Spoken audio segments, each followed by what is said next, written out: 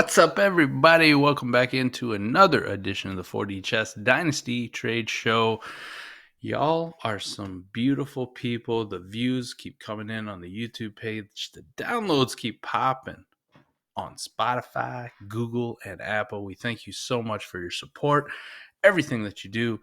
But without further ado, we got trades to get to. You know what it is, why we're here, what we all came for. But let me introduce the better half, 4D Chess. Adam, you ready to do some trades, buddy? We got week one is in the books. We have actionable stuff going on right now.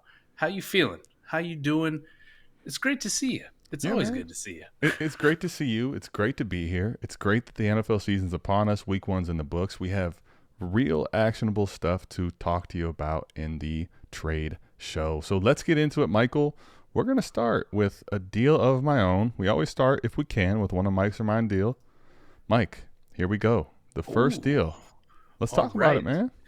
So we got Justin Jefferson and Christian Watson being acquired for a 23 second, a 23 third, a 24 first, a 24 third, a 23 first, and a 25 first. So we got what? 1, 2, 3 first rounders, a second, and 2 thirds. Ooh, Adam, this is your deal. Tell the fine folks about this deal. Any context that you got behind it as well. Yeah, so this is the shit worldwide, wide. The first word in Dynasty League that we did, right? So it's best ball. I don't remember exactly how many starters, 12, 13, something like that. It's start a lot. It's best ball. I'm going to rebuild. Kilmo is going for it. His team's pretty solid. He's 1-0. He actually beat Liebert, who's a pretty damn good team too. So, Mike, Justin Jefferson, right? And let's talk about it because we talk all the time how you want to trade off with a receiver. But, Mike, I think a lot of times you and I have traded off light of what the market is. And, yes, yep. Mike, this is my one Justin Jefferson share. This is the one. You're literally looking at it. Now, it's a rebuild. Do I want to move him? Yeah. But, like, I wasn't off of what we saw that offense do his first half. I wasn't going to sell him light. I was kind of assuming that we weren't going to get a deal done.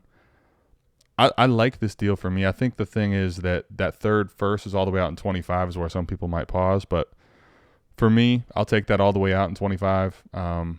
Watson, I think, is – Mike, it's interesting with him. He catches that first pass. Like, his value is totally different. And I know that, and I didn't really want to sell him in this deal, but you can't just – in best ball, sell one player and not add other pieces. So Watson's in the deal. I think him for a 23 second in the thirds, maybe a little light, but I think it makes sense. So overall, I like what I did here. This seems like a lot if you're contending to go get Jefferson, but honestly, I don't know after week one, like what realistically you'd have to send in just futures to get him on most teams. You know, I'm going to side with you.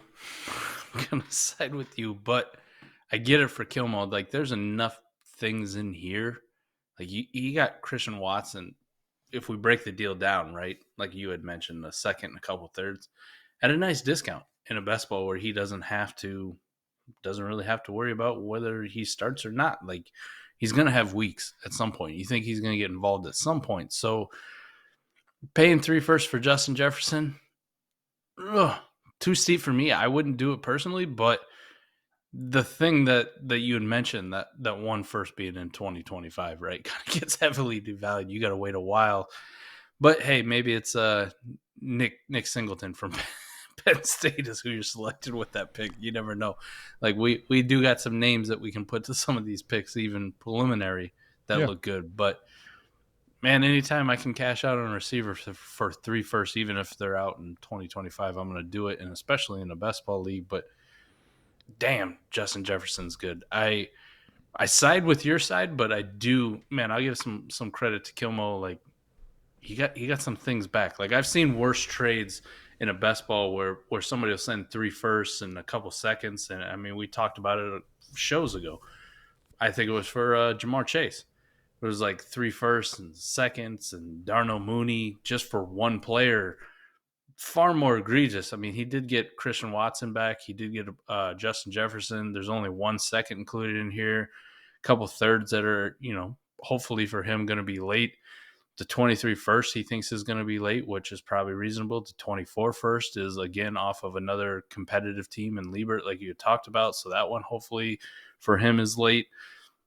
And the 25 first just being out so far. So when you really break it down and look at it, it looks a lot better for Kilmo than initially. Like if I were to take away the picks and not have any of the context on it, I'm going the 3 first all day. I still want that side, Adam. I still like your side for you. And this isn't just because we do a podcast. It's just naturally the way I like to do things. I would have sold the same thing if this offer would have popped up in your position as well. So yeah, hell of a deal to kick it off with. Justin Jefferson continues to command a haul. Jamar Chase continues to command a haul.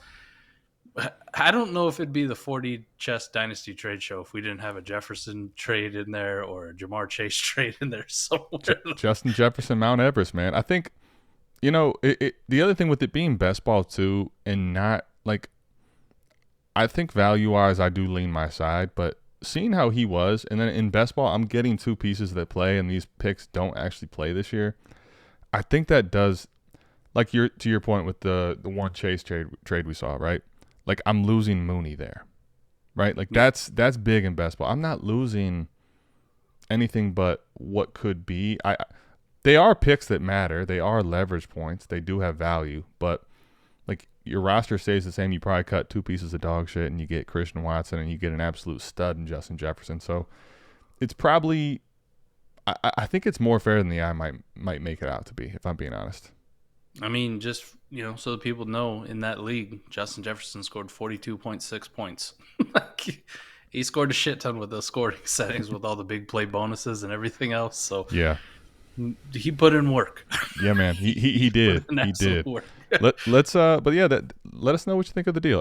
Let's get into the next deal, Mike. Here you go. Ooh, we got Travis Etienne and Breece Hall being acquired for a 23 first, a 23 first, and a 23 first. Nope, I didn't. It's not skipping. It's not skipping if you're listening to the audience. I did say 23 firsts for Travis Etienne and Breece Hall.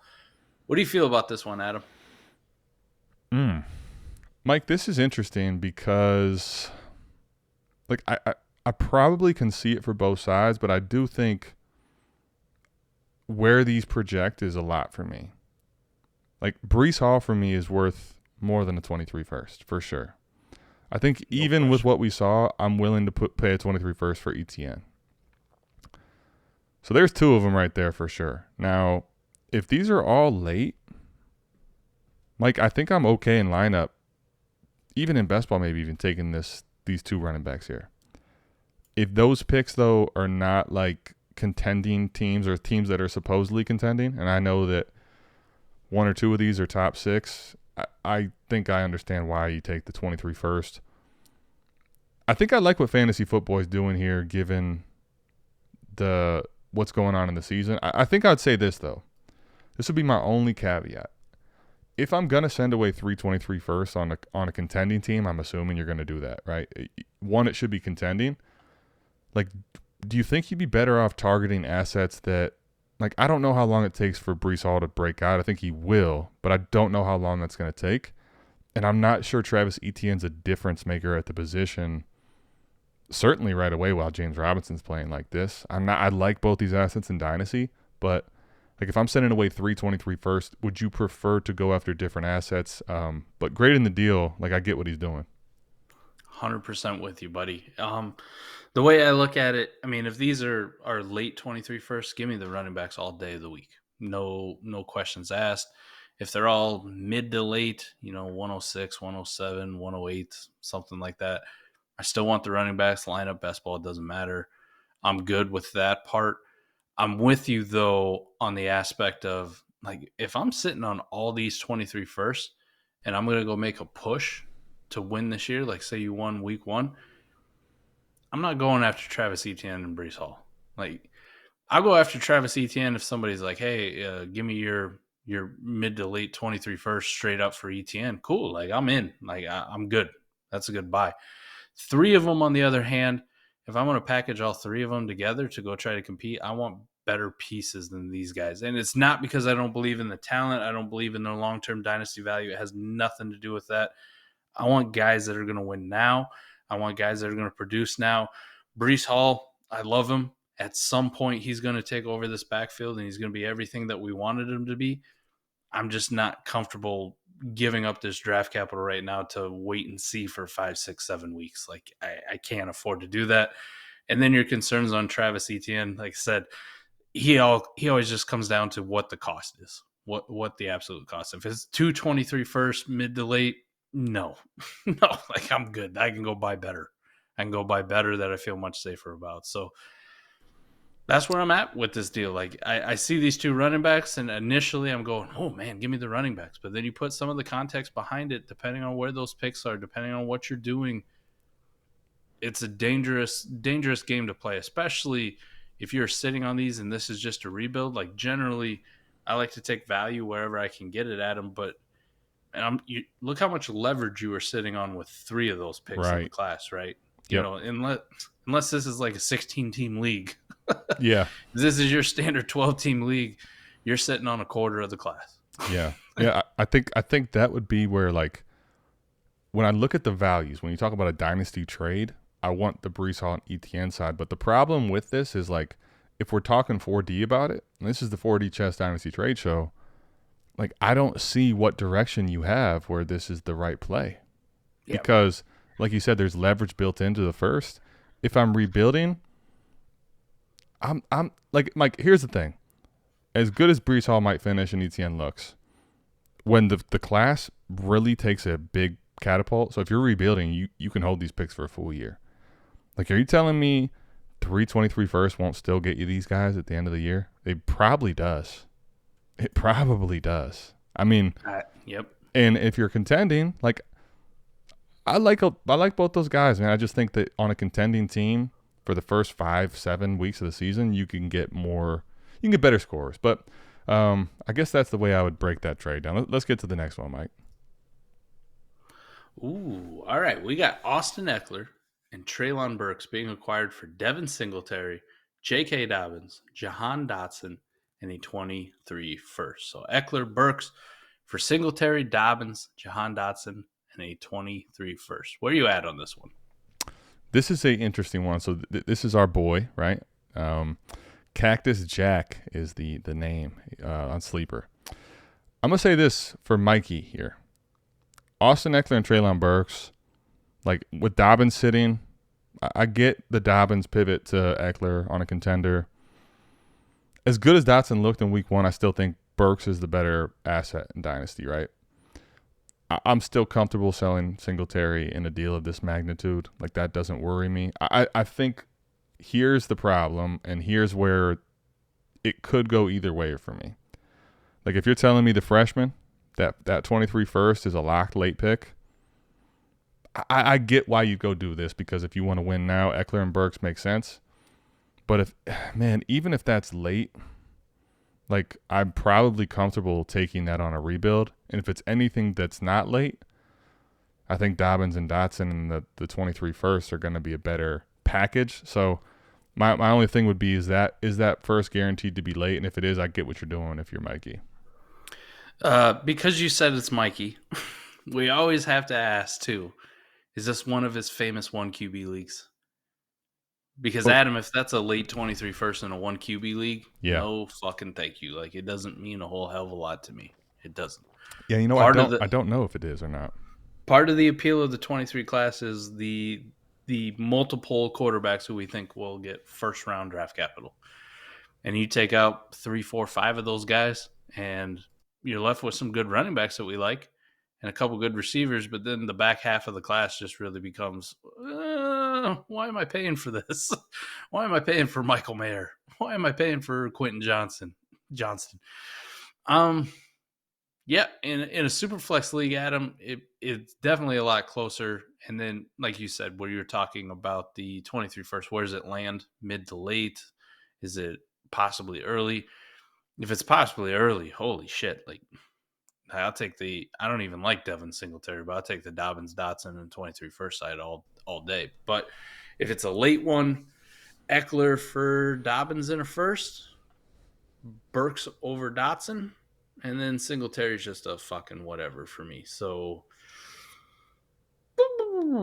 I like what Mikey did, and I'm gonna guess. I'm gonna guess it's probably in one of his one QB leagues, which makes me like it even more, just because that 23 first just becomes a lot less appealing, Right. especially if it's that mid to late one. Yeah, if it's a late one and one quarterback, I'm full send here. If it's super flex and it's late, Mike, I think I'm still okay with it, but it's a lot closer, and I can totally understand if you're rebuilding and taking the other side. Um, if it's anything different than that, though, in super flex, like this is going to be bad. If it's one quarterback, that's going to probably need to be a top 4 to 6 pick for it to be a bad trade for Mikey. And you're going for it now. Like I'm fully comfortable with this deal for him. I like the fact that he snuck in Devin Singletary as like the piece to grease the wheels. Yeah, Good on Mikey. here's your fluff, you know. Here you go. And I don't know if we got Mikey into any best ball leagues yet, so this is probably a lineup league where if I'm looking at Devin Singletary, well, I'm probably never starting this dude ever. Like, Nope. I can never feel good about it. I know he's in one with me and TRock that I got in the league after TRock I didn't even know it was his league, so that's neither here nor there. But yeah, I'm comfortable with it in one quarterback. If it's super flex, we're getting a little more dicey. Let's get into the next deal, Mike. All right, we got Jacoby Myers and Jonathan Taylor being acquired for Tyler Algier, a 23 first, a 23 second, a 23 fourth, and another 23 first. So Jacoby Myers, JT, for Algier, 2 firsts, a second, and a fourth. What the fuck is going on here? What? So What? let's talk about this. This was in the Destination Devi Dynasty Trade Show channel, right? And I saw is the context, and this is when as soon as I saw it, I knew I had to pull it. So, Mike, this is funny because we just did our 4D Chess podcast, and we talked about 2 weeks ago, so before week 1, how it's going to be so much overreaction. And this is because of after week 1. So I like Fish 58. I think we're seeing is a fish, literally, in his league. Mike, he thinks after 1 week his team is trash. So when you really look at the deal too, and I started, like I said, as I read this, fantasy football basically says this guy overreacted week 1, like he's ready to be out in the season. He wants to rebuild. I do see the one thing that makes it not completely outrageous is he's getting his pick back. So he's at least getting a shot at going to get a Bijan or a stud quarterback or whatever. If he does it properly, which I'm not sure based on the way he's making this trade, he's going to do it properly. If he does it properly, and that's a top 3 pick, it won't look as bad. That being said, Mike, this is still just I think it's way too light, man. I'm sorry. Like, I don't care what the narratives are, what the league settings, the dynamics. 2 firsts. So let's even say that's an early first, Mike. Top 4 pick. And then let's say, I mean, this guy's getting JT. So I'm assuming he already had a squad. Now he's really got a squad. He added a nice little depth piece that people sleep on in Jacoby Myers. Like, that's a late first. Yeah, that's a right? late first. You're talking an early first and a late first, and you're getting, you get a late second and a Dart and Algier who didn't even see the field week 1, healthy scratch. Like, No. This is where, man, you do not want to get on a failed contender and be forced to make a fish move like this. I'm just not doing this. If I'm stuck, I can't do this. You fast forward to next year and the trade becomes a lot closer, right? Because you put that early first name to it, you put startup values to it, but that doesn't take into account the entire year of production that's just gone. Just gone. That you're going to tank for that whole thing. I get it if you look into the future. It's a lot closer, and maybe if that 23 first that he's getting back becomes Bijan Robinson, like you're talking JT for Bijan, a late first and a late second. Like this time next year, we'll look at trades and we'll probably have ones where we'll be like, fuck yeah, give me the Bijan and the first and the second. Right. But that's rose colored glasses, and that's being, losing a whole year of production. So for right here, right now, value wise, man, give me the JT Myers side all day of the week. But at least Fish had the right idea. At least he had the right idea, and you hit it right off the head that he got his own first back in the deal. Like, if you're going to tank, you may have to bite the damn bullet and give up a JT and a Myers. I would have liked to get like another couple seconds or another nice like rookie player to throw in, like maybe a Jahan Dotson or something Right. along a Like, can't, Christian Watson, something like that. Like, let me try to diversify my assets the best I can because I know I'm going to be trash and I know this pick is, but the fourth doesn't do shit for me. The I know that 23 seconds going to be late now. I'm already taking a hit with the late 23 first because I'm giving up JT. I'm glad I got mine back. Algier, like that's a fine piece to get back, but like I need more of right. those Like, back. I think you're right. Like, another second, or like, instead of Algier, can I at least get a higher 22 class guy, like a Dotson, a Pickens, something like that makes it more. Yes. I don't feel so damn gross about it. I think I'll say this too. Last thing on this deal is, like, fantasy football. He's active. He's always in the trade show. He's active on the Dynasty. The Destination Devi Discord. And I think right here what you're seeing is, like, this is a savvy move. Mike, to your point, let's say next year we're having a conversation that this is close.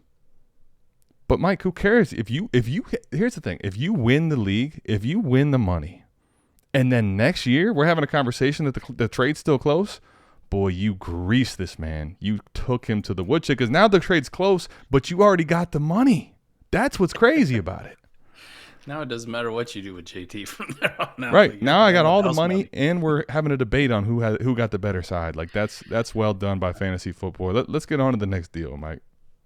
All right, next one we got. It's from our guy JB, Jordan Backus. So, Rashad Penny, Pat Fryermuth, Drake London, a 23 first, which he did tell us was going to be on the later side, is what he sent away. And in return, he got one Kyle Pitts. So this is a 12-team Superflex, 2-point per reception for tight ends. Oh, Yeah, man. Penny, Fryermuth, Drake London, and a late first out the door for one Kyle Pitts. And he is a productive struggle rebuild. I'm pretty sure he had like every pick in the 23 class. He had very close to half or something egregious. I'll say this about this trade before I break even the value of it, right? I think from a dynamic standpoint, Mike, this is what's funny about this trade to me. And when we talked with JB about the trade beforehand, I think what's funny is timing of trades is something that's so underrated and so understated. Like, sometimes timing about a trade, someone's not ready to trade a guy until they're ready to trade him. Like, he'd been trying to get Kyle Pitts on this build for forever. Mike, week 1 happens, and the guy goes out and has a 3-point game, and now all of a sudden, I'm not saying he didn't get a good haul back, because this is a decent deal still for Kyle Pitts, but the point is, 1 week, and now all of a sudden his timing is, I'll move him now. He wouldn't send an offer to JB before this until he saw week 1. And sometimes you cannot make a deal happen until the other manager is ready to go with the deal. So I think that's a piece of it that I wanted to get into about this trade specifically. But when you look at it, Mike, the fact that it's 2 points per catch in tight end premium, and we do know it's a lineup league, like, this is going to look pretty steep probably for a lot of people. But this is where, given those settings, I will take Kyle Pitts here. As long as, this is a big caveat and big asterisk, you have the assets to handle this move, right? I think that's where Kyle Pitts is honestly as a player right now. Like, if I have the assets, if I've done what I've needed to afford Kyle Pitts, I love him. But the reality is, like, if you don't have that depth, if you can't afford him, like, this is not a bad haul to get back at all. Like, I'd probably want something different than Penny, but, like, I'm down tiering quite a bit in Pat Fryermuth, but it's still a top 10 tight end for me. You get a very good receiver, upside in Drake London, and you got a first asset to still move. Not a bad deal for the other side, and I think this is probably what you're going to have to pay for Kyle Pitts in a league like this, but, like, to me, I want Kyle Pitts as long as I really can afford him in a deal like this. I love the move for JB. The haul is nice. I'm not gonna lie. Like, Hersbonman, however you say his name, he got a nice return on it. The Rashad Penny thing aside, but you got a nice return, and I'm the tear down king. I love to tear down, but there's a few things that come into play why I like this for JB. One, he's not competing this year. He has a shit ton of picks next year, and if I'm not mistaken, the benches in this league are awfully small, like awfully small. Like when he pulled They it up are. and showed me the roster, what the hell? Like, who came up with these settings? Like, who wants to play in a dynasty league like that? So all the things, and then you mentioned the 2 points per tight end reception, right? The 2 point tight end premium, huge pluses for me to go. I'm willing to tear up for Kyle Pitts because of all these variables that come into play. I'm not competing. I can handle it. I have plenty of assets, like you mentioned. We play with ridiculously small benches, and tight ends are rewarded handsomely for catching the pass. And this is the tight end one in Dynasty. Week 1 be damned. So, hell of a move for JB. I really like it. Yeah, you got the jersey on. For those of you watching on the YouTube, Adam's rocking the jersey, plus the giant Kyle Pitts fat head there in the background. He's all in on Kyle Pitts, but I like it for all those reasons. If you were to take this out of context, we're talking like a best ball league, Adam, with deep benches. I'm not gonna lie, man. I'm gonna take the Pat Fryermuth, the potential late first, the Drake London, and whatever shit I want to talk about Rashad Penny, I'm still taking him too. So there's a scenario where I'm on the other side going, hell yeah, I'll send away all my Kyle Pitts for this kind of return on my contending teams. But everything that adds up, what we know about the league, the full context on it, great move by JB. Absolutely great move by JB. Yeah, I'm with you. We're gonna go to the next deal. I'll say this too, though. What's funny is we're giving the win to Kyle Pitts here. Not that we shouldn't, but I think this is him coming off of a bad week, right? We're still saying Kyle Pitts is the win here. This should show you how incredibly difficult it is to obtain Kyle Pitts. Like, we're saying that trading away Drake London, Pat Fryermuth, and a 23 first, albeit it should be later, is a smash for Kyle Pitts. Like, that should show you how crazy it is to get Kyle Pitts in Dynasty right now. Almost the most unattainable asset in Dynasty. All right. So TRock makes a trade show. He's going to be happy. He acquired Clyde Edwards-Helaire and Jahan Dotson. And in return, he sent away Tony Pollard and a 23 first. Now, I hope to God that's a late one. I was going to say, Mike, first and foremost, he did make the trade show. And are we sure he's going to be happy? He may not be. Adam, Clyde Edwards-Helaire, Jahan Dotson, or Tony Pollard and a 23 first. What you got? Let me start here. I would tell you most times before this week, like, I would easily want Pollard over CEH. With Dak being hurt, as bad as that O-line is, I'm not going to say I'm way CEH over Pollard, but I think I could understand taking CEH over Pollard now, like, just on a value standpoint, especially if you're contending. Whether you're not here, I don't know. Dotson for the first, Mike. Here's where we got to talk about this.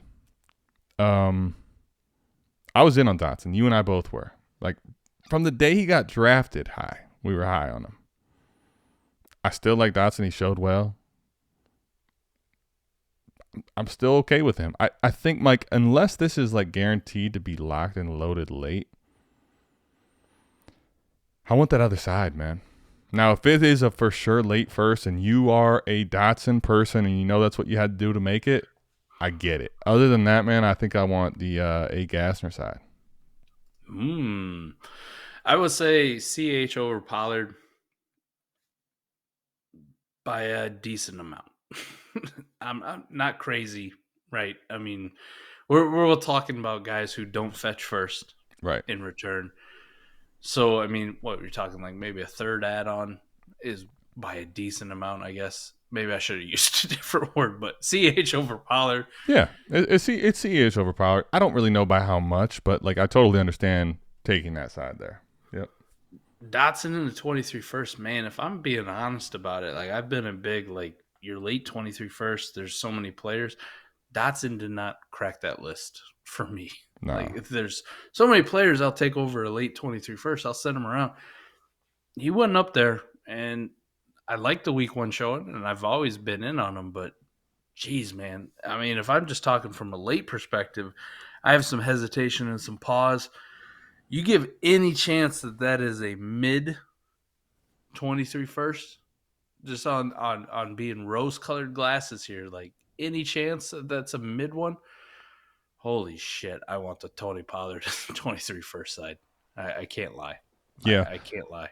I would say the only way I can understand planting your flag on Dotson, getting him if you know that's like a 111, 112 for sure. That's the extent of it. Like if let me say this too, Mike. What if you're contending in this scenario and it's best ball? I'm pretty sure this league actually is best ball, but let's say you're contending and it's best ball. Would you take the up tier to CEH and send a first for Dotson, or are you still, even in that scenario, preferring a different receiver than Dotson probably? I would rather have the Tony Pollard in the 23 first side. Yeah, I agree with you. Ball. I agree Not with you. gonna lie. I agree with you. Yeah. Because I think that 23 first is going to carry enough in most people's minds that I can buy something better. Not saying actual player wise better than Dotson, but something better on the value spectrum. Like, Dotson's maybe after week 1, he's a 7th round startup pick, maybe an 8th round, somewhere in there, if we're being honest. Shit, you probably get up to the 5th round with the way some people value these 23 first, even the late ones. So there's plenty of players up there that would mean more to me for winning that I could acquire with that 23 first. And it has nothing really to do with the CEH Tony Pollard swap. Yeah, and this is coming from Dotson lovers, so I'm all about acquiring Dotson. I think this might be a little steep though. Let's move on to the next one. All right.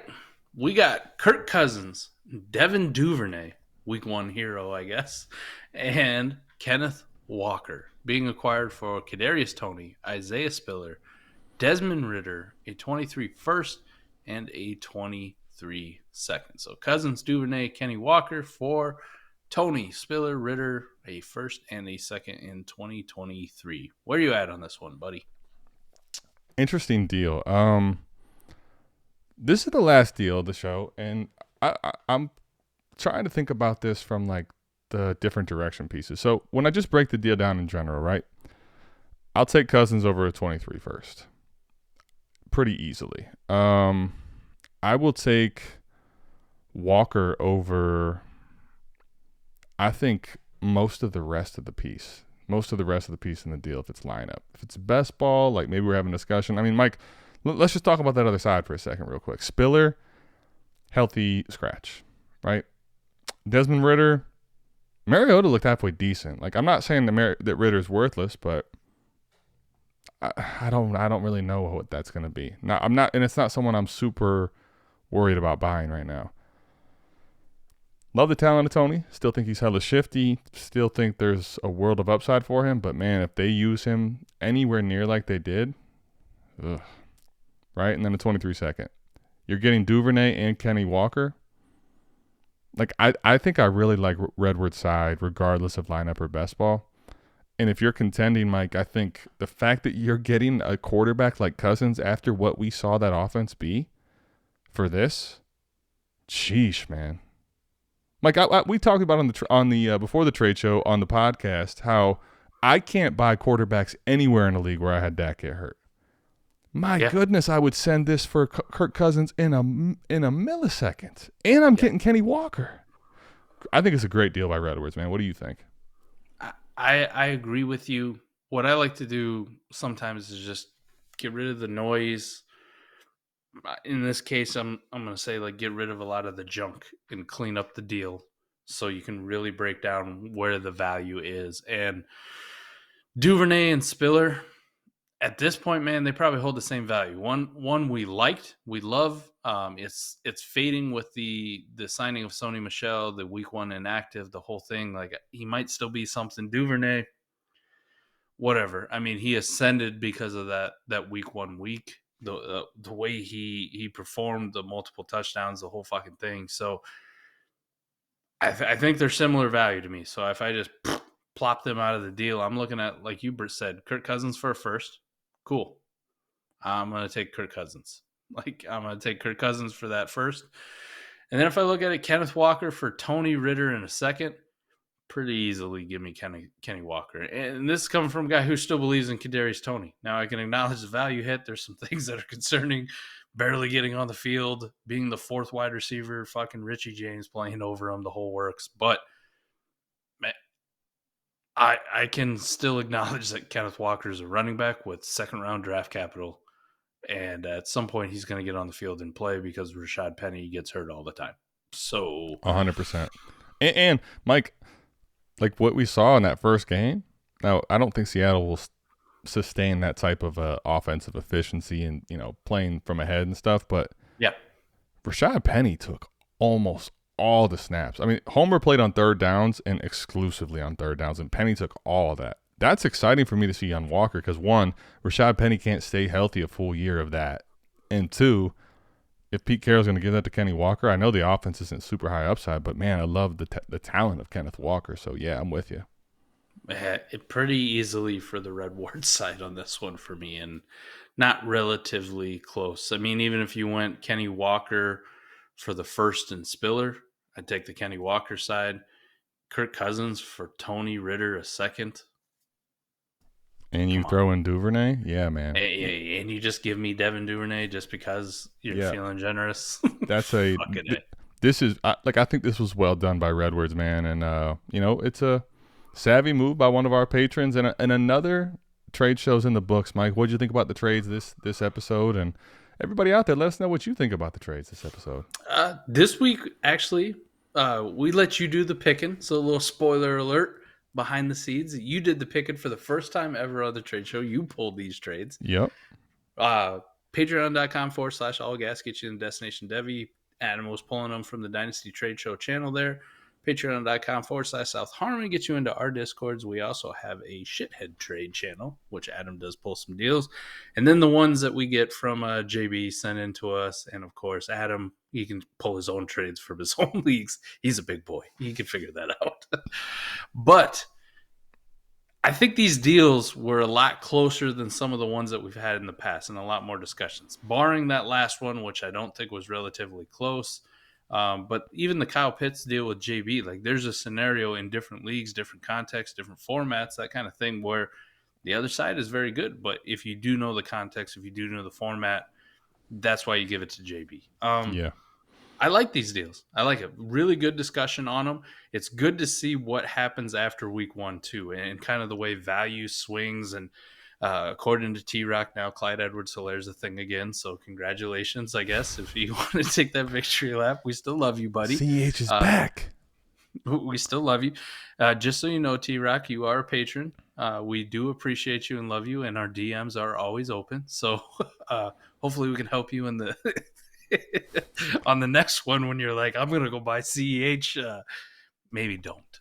Yeah, maybe don't, buddy. And I'm 100% with you, man. These were good deals. I think the thing to keep in mind now is a lot of what's happening here. We talk so much about startup values, and those are kind of going to be muddied here because there's not really a lot of startups happening. And the values of what's happening on the field is going to be a huge shift of things moving forward. So stay tuned week in and week out. We're going to keep bringing these to you, but understand that the trades that move forward as we really approach midseason and the postseason, you'll start seeing some things that you never thought possible based on the summer and the offseason because guys are going to hit that you didn't think were going to hit, and you can get some crazy values on these guys. So I'm very interested to see as the season progresses, the trades you bring to us. And as always, everywhere, we're going to keep grading them for you. I'm with you, buddy. I am with you. Make sure you're tapping in to everything going on at Destination Devy. We got injury reports, start-sit shows, waiver shows. We got some college analytics hopefully be coming out and dropping to you soon. Of course, the newsletter, if you're not signed up, what the hell are you doing?